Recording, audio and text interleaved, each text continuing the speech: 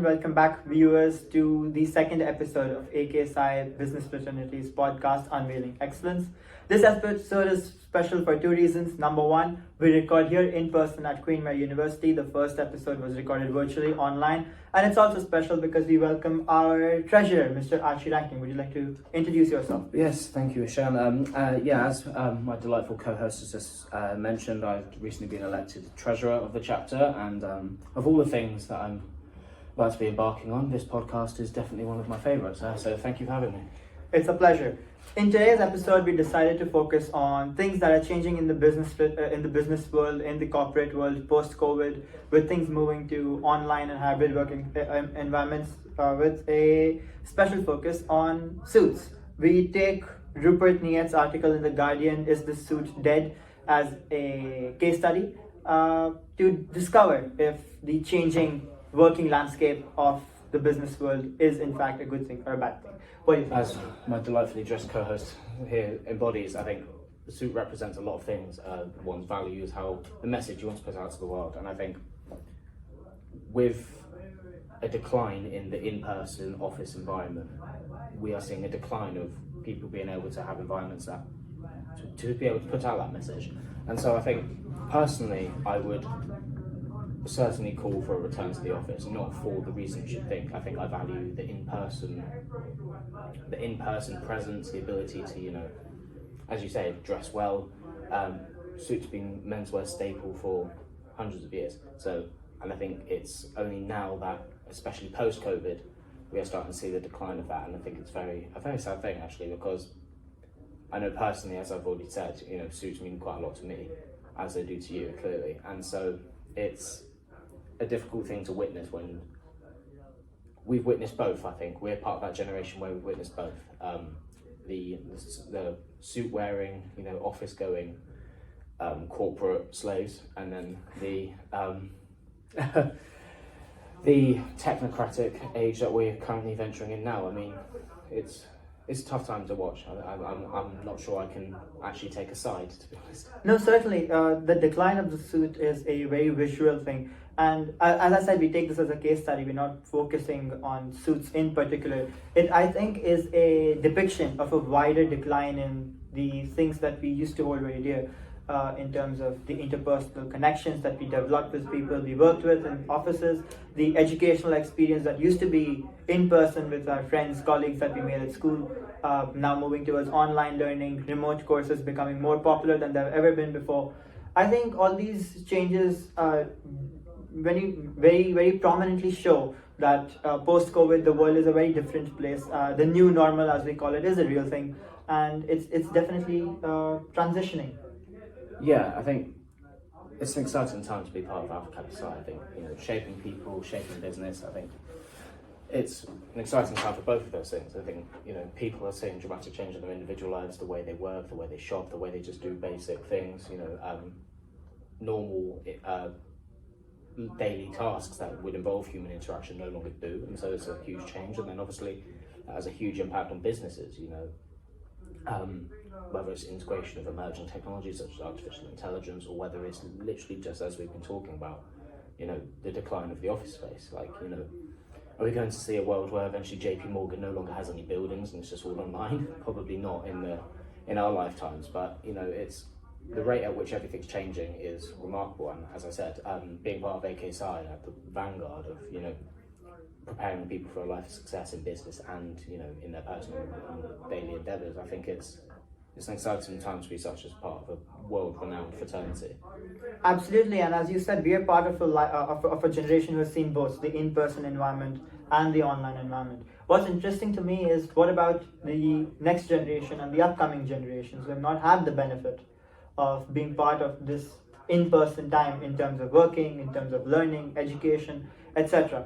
So how will they sort of react to the upcoming world order, which will be more digitalized, of course, more geared towards remote operations, etc. Because that, I think, will be the normal for them. They will not have this ability to draw a parallel with in-person working environments if it continues to sort of transition into that direction, that in that extreme manner. Yeah, for sure. I think it's definitely interesting because we come from a standpoint where we are able to make that comparison. I think that's extremely important. I think we'll always have that bias towards working in the office, just because, I mean, if I reflect on my time as an intern, nearly all of my internships were in person in the office, whether I was in the House of Lords or whether I was in finance before I got my full-time job offer. It was definitely in person in the office presence. For my interviews I decided to wear a suit and to put forward that message as I've been talking about. But for those that can't make the comparison, I think they will develop a new digital skill set. I think, the soft career skills that we take for value now, such as dressing well, the interpersonal skills, the body language, everything, I think they will develop a new skill set that is adapted to their environment, which is obviously online. So perhaps they'll develop new ways of developing those interpersonal skills that are more adapted to this digital workplace, who knows? But I think it's definitely an exciting time to be in viewing everything with a critical eye, I think is the right way to put it. I think because at the moment we cannot say whether or not a return to the office would generate good outcomes or bad outcomes, but at the moment I think it's generally exciting to see what younger generations, I think from our generation and down, are doing in terms of developing those soft career skills.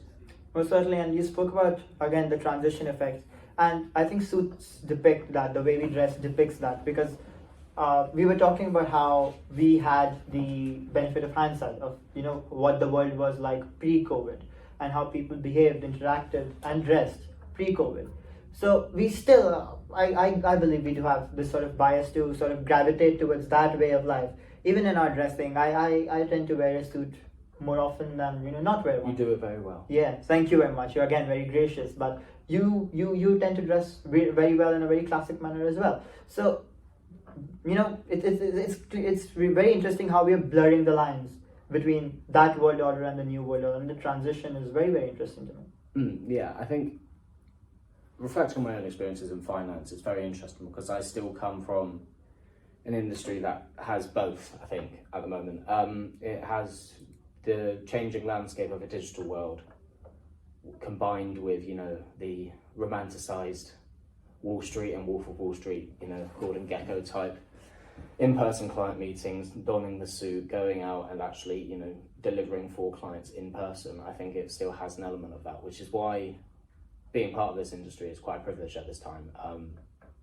Although, as I say, romanticized, I think we do tend to romanticize the whole, wearing a suit to the office, client meetings. I think that is, for a client-facing industry and business, that's quite a dangerous viewpoint to take, because I think, although I'm sure both of us would advocate a return to the office and, the reinstating of the menswear staple, I still think there are benefits to be had by going online, such as efficiency, employee well-being, huge outcomes there, huge upsides there.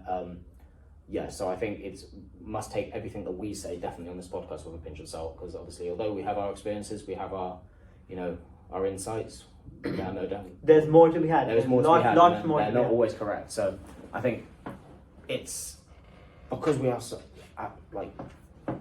it's just the beginning of such a wind of change at the moment. I think it's very difficult to make any forecasts. However, if I'm going to forecast anything, it will be that there will be some sort of marriage, I think, in the future between, like finance is sort of doing by accident at the moment, a marriage between that digital world and, the in-person arena, I call it, the deal making, the document signing, the handshaking. Yeah, the handshaking, the whole ceremony of it all. I think, I think there is a marriage between that somewhere, and I think we'll find it someday. No, absolutely, because remembering from my days of interning this past summer, I remember what going to the office meant and what meeting with clients meant, and the suit was a big part of that, because the first day I walked in, I was interning at one of the largest private banks in India.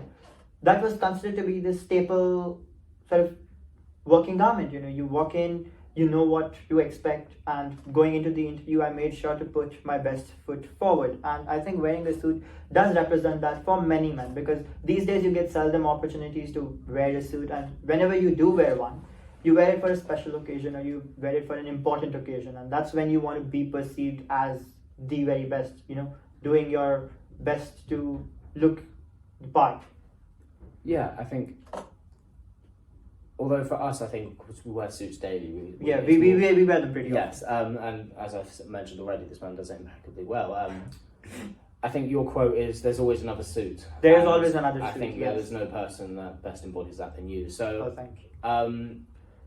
It's an expensive lifestyle. Don't get me wrong. It is an expensive hobby. I think, as you say, people wear it for occasions nowadays, whereas before it used to be very much a part of the daily routine. And I think that's what I quite like about the position I'm in, is the fact that every day I have to, I get to create an outfit and I get to send that message out to whoever I'm dealing with that day, whether it be colleagues, clients, or prospective clients especially. I think that's a huge arena where the way I dress and those soft skills really come into play. And I think being part of Alpha Kappa Psi, it's a way for us to share those perspectives. And I'm a big fan of developing soft skills. I think I use them more than I do my hard technical skills, just because of the line of work that I'm in, which is primarily client facing.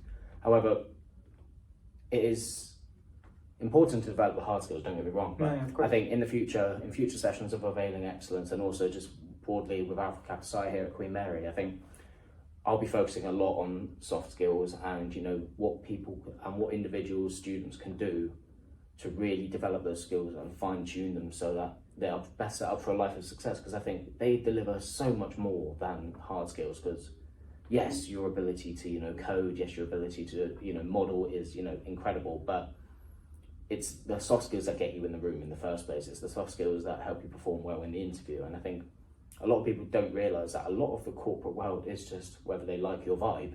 And so if turning up like you do, with the charisma that you hold, I think we would do well to model Ishan, I think. Well, that's very flattering. Thank you very much. But look, the way I try to look at this is very simple.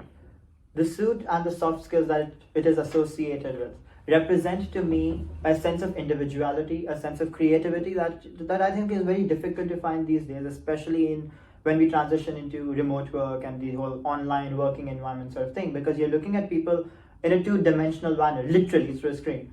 And it's where they come from, the way they think, the way they interact with you is nowhere the same as they would in an interpersonal situation. So that I think is the one factor that's the key differentiator between in-person and online sort of working environments for me, and learning environments as well. And the suit sort of demonstrates how people approach it in different manners. Because if you look at Zoom sort of era, the work when people were doing it during COVID times, during lockdowns, it was pretty common to wear a suit jacket, a coat to be British, a shirt and a tie, but joggers or something else under, So that was a very different time, and it sort of represented to me how people are different in an online setting and how different they are in an in-person setting. That's my view on this. Yeah, I think it's interesting now because remote and hybrid environments are no longer mandated by public health laws and government. So I think it's interesting where voluntary or will takes us. I think my industry especially, they definitely want to see a return to the office. Whether or not everyone agrees with that is up for a different conversation, but I think it's important. I think offices are important personally, and all the offices that I've been to.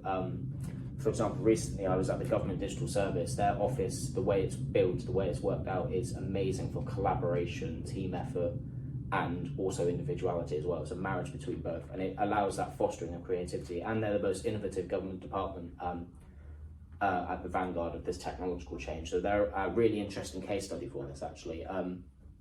I met with their CEO of the department, and dressed finely, must admit, absolutely impeccably dressed, and it really spoke to me. Just that, and then he goes into the office, and it is, although informal in setting, it is very much everyone is putting their best foot forward, and they are really working, at the vanguard of change. And I think that in-person environment for me should be a case study for all. I think, and it should be a case study for the benefits of in-person expressions of individuality, not just via how we dress, but also how we approach things, the persona that we put on at work. I think it's exciting to see stuff like that. I generally get excited, and it's part of the business academia that I really could sink my teeth into.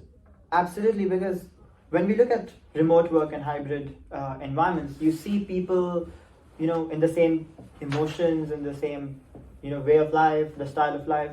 It's quite monotonous. I feel like it can get pretty boring. I don't really enjoy it that much because I did the first semester of university in Queen Mary online, and I would prefer being here in person in London, meeting my friends in person any day of the week over that. And I think that sort of clearly depicts how it was a compulsion during the COVID era and how, when given an option, most people I think would transition to this.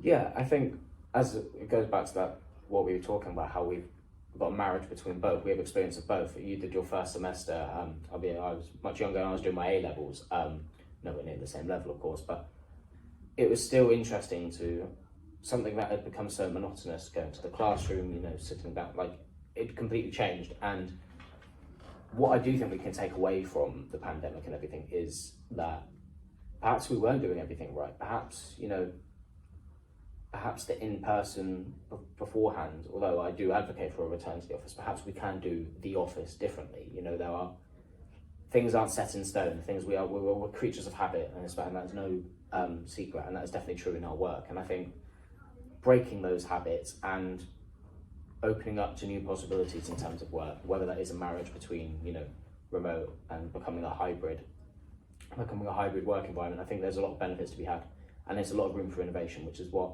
at Alpha Kappa Psi, I think that's what we're trying to do: prepare people for both, and create business leaders that are leading this vanguard of change, and Unveiling Excellence is part of that. No, truly, because we're seeing spillover effects from that time when people were working online and now, because you see in working environments it's more relaxed now. If from a dress code perspective, you're not obligated, mandated to wear a suit as you would, in the pre-COVID era, I think. And the way people interact has also changed quite significantly. People are more closed off, I feel. But at the same time, we're seeing a resurgence. We're seeing a renaissance of the era of well-dressing, of the era of social pursuits, etc. Because looking at the suit as the case study of this podcast, people, as I said, are not obligated to wear a suit anymore. That does not mean that there are less people wearing suits. It just means that the people who are now wearing suits want to wear a suit. Yeah, I think people are making those choices, and if I scroll on my social media, you can see people. It's really, as I said, this renaissance is really taking place. But I still think, Alpha Kappa Psi has an important job to do in terms of encouraging those soft skills, and I think personally, under our leadership especially, the revival of the suit and how to dress well. And I think, we will be leading a lot of sessions on that for our brothers. The dress code workshop is one of my favorite workshops that I lead in the chapter, and it's especially fascinating to do it in a city like London, which is at the vanguard of formality, one of the birthplaces of tailoring, of textiles, especially at Savile Row. You've got these big names like Gibbs and Hawkes, Huntsman, Henry Poole, who have been, mastering this craft, mastering this artisanship for hundreds and hundreds of years. The technology that they use is virtually unchanged. The needle and thread, the fabric. It's again, in today's era of digital shopping, everything becoming online, I think it's a very sort of romantic experience to go, and it's very tactile, feeling the fabric, getting measured by your tailor, see the fabric being cut for you. It's individual, it's creative, it's tactile, as I said, and it's just something that takes you back to the good things of the past. The good old days. The good old days. Yeah, I mean, perhaps not with the same nostalgia you do.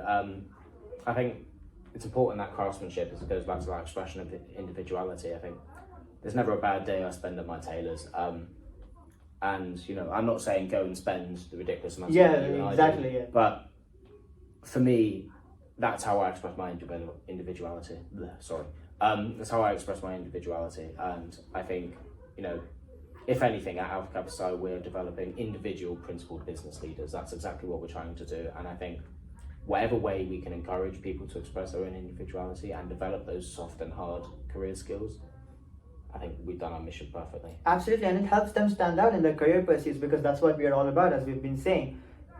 Because everyone that you might be competing with in job applications and other things is so similar to each other.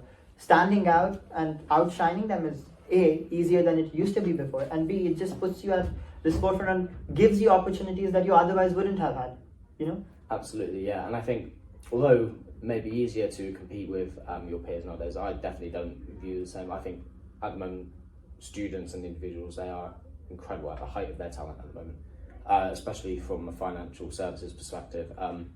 The competition we're seeing in terms of internship applications, in terms of just normal job applications, it's incredible what students are doing. As you said, you interned just summer in largest private bank of India.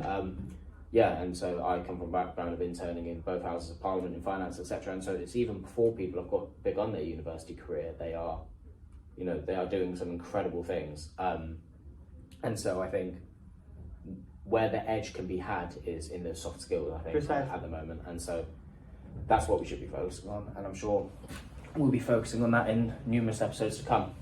100%. And suits, well-dressing, represents that to the core, because I think that shows the values that you sort of represent, and you're always representing some value or the other. Even if you're part of an event individually, you represent the organization that you're part of. We try to represent AK side to the best of our abilities and all the things that we do. We're trying our best. But otherwise, even in personal gatherings, you represent your family values, the way you've been brought up. And as we've been saying, we do talk about well-dressing, we do talk about bespoke suits and all this thing. And then we're often sort of alleged to be materialistic, going after vain vanities, etc. Which I can understand where people are coming from, but I think what needs to be understood is the scientific research background behind this, because there have been research papers in several psychological journals, etc., which say that people do make a very quick judgment based off of how you look. And although it is unfair, we can say, to sort of judge a person on his appearance or her appearance, it is definitely an opportunity to gain an advantage, because dressing well can never hurt. Absolutely, I think that's what we're all about, gaining advantages and, seeking the best lives for ourselves, our fellow brothers, and, people at large. And I know for a fact that I'd much rather be seen wearing a suit than anything else. I think, people are free to judge, of course, that's their opinion, but we're not here to encourage, frivolity or materialistic tendencies. I think it goes back to that expression of individuality, and I think we're trying to weave our own individuality into what we do in terms of career-minded ambition, and I think Alpha Kappa Psi is the best place to do that. And so this podcast will essentially be us doing that. I think it will just be expressing our individuality, waving hello to our brothers all across the world and providing what insights we can with as much professionalism along the way. Exactly, because I think in today's digitalized world, in today's remote world, in today's hybrid work environments, we are missing some of the elements that make humanity human beings human. And that's why this world needs politeness more than ever, kindness more than ever, creativity more than ever, and beauty more than ever. And I think our little sartorial movement can add something in the plate to make humanity more kind, polite, and just something wonderful to be part of.